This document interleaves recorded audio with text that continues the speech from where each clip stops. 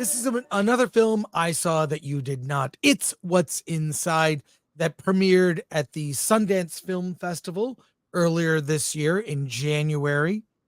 It has now come to Netflix, directed by Greg Jardin. The basic story is the pre-wedding celebration with a bunch of old friends and a mysterious friend that they haven't seen for years named Forbes comes to attend this party. They haven't seen him in a long time. They had a falling out with his friend. He was still invited and shows up with a suitcase. What's in the suitcase? We meet our couples. The couple that is featured is Cyrus and Shelby, and they're having troubles in their relationship. But mainly, Cyrus is more interested in porn than having sex with his girlfriend. There's the couple that's going to get married, and the other couple. They all kind of blend together. This movie reminded me of the setup of Bodies, Bodies, Bodies. When Forbes shows up with this suitcase, they're going to play a party game. What's in the suitcase?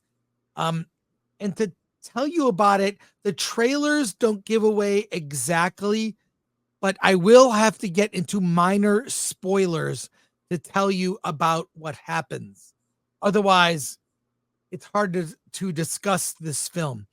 This device in the suitcase, you connect to it. Everybody takes these little electrodes, connects them to their temple.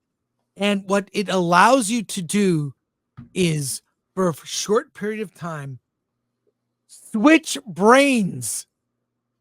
So you, like a hard drive, get switched into someone else's body. You get to experience the world through another person's body for a certain amount of time. And they play this like it's a fun party game. I won't go into a lot of what happens in the third act, but there is a precipitating event that happens about halfway through the film as we get to know these characters.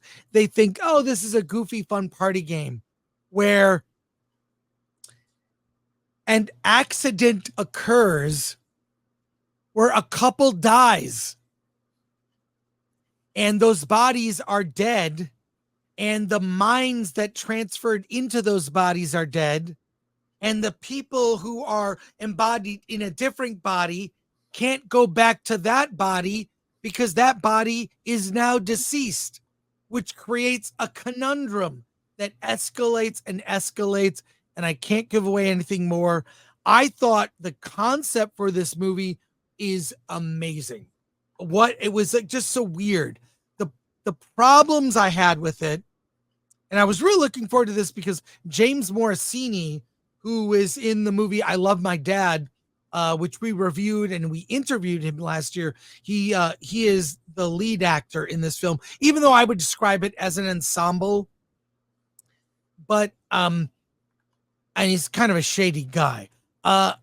It really, I think it's played more of as a horror comedy, sci-fi, whereas it really, the way I saw this concept, and I don't want to like make a different movie in my head from what the movie that was made by the director Greg Jardin, but like the body horror aspect, it was a missed opportunity. Like, what if a man, there's a moment where one guy his brain goes into what? There's one of the characters goes into a black character's body and like, hey, I should whip my dick out, like a big dick joke. It's kind of obvious, and I thought kind of lame in my opinion. But the body horror aspect of a male going into a female's body or vice versa, they could have played with that. The body horror of like, if you and I switch bodies, Alan, I would be taller. What's the world like from being tall? My breath, I'd be like, wow, did I have garlic earlier today? Like, okay, a weird thing to say, but I'm just saying that this could have played with body horror. It didn't. They played more as a comedy, but when you kill two of the characters and it's still lighthearted, it didn't land with me. So I really love the setup. Love the concept. I'd almost like to see a sequel to it that takes the concept in a different direction. But and it really comes. I don't want to. I'm not going to say the third act stuff that happens because it goes off in a direction I didn't see coming, which I was, for me, not the most interesting idea you could do with this concept. So, but when two of the characters die and you've got the problem of the bodies and then the souls that were in those bodies that also cease to exist, there's a conundrum of, I can't go back to my body. What body am I going to be left with? So, in the end, I still give it a mild recommend because the cast is really good. Brittany O'Grady, who plays Shelby, I thought was great. The young cast, really good young cast, but in the end, just felt like missed opportunity to escalate it to more. Because when you find out part of the motivation for the body switching, it's not all that interesting. See, I didn't totally ruin it, but I had to get to midpoint spoilers. So mild recommend. It's on Netflix starting today. And there you go. There's even I did go to the premiere and film the Q&A, which is on for members only. In our members only video section, check out the Q&A with the cast. So, it failed to live up to its potential. Yes. And it was off tonally. It sounded like it was trying to be more of a comedy when it really could have explored some of the dark the horror of these. Yeah, like if you switch into another person's body, and body switching is like whatever. It just was. And also, by the way, these characters are all around the same age. They're all partying kids that like are into Instagram. The problem is the people are not that different. I felt that the character development was lackluster. They weren't different enough of people to make a switch go, oh, well, that's definitely this person. Because body switching is a genre of film in the 80s and 90s. There are a bunch of movies that do that. This does not do it well. Yeah. At the beginning, it sounded like you were describing the white version of The Blackening. Yes, in a way. Yeah. I know. I'm kind of like, when you describe the plot, it's like, I want to see this movie. And then when you describe how good it is, I don't want to see this movie. Well, I still think it's worth seeing. I think conceptually, I would do a sequel.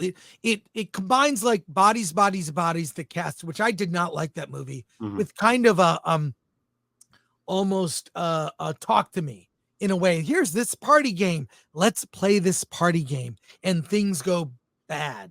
They go south quick. But I think the problem is the people are, because they're same age, they're all kind of very surface level. They're all obsessed with social media validation, Instagram. It's very well directed, I'll say. Yeah. For a movie that was shot in 18 days, very well directed.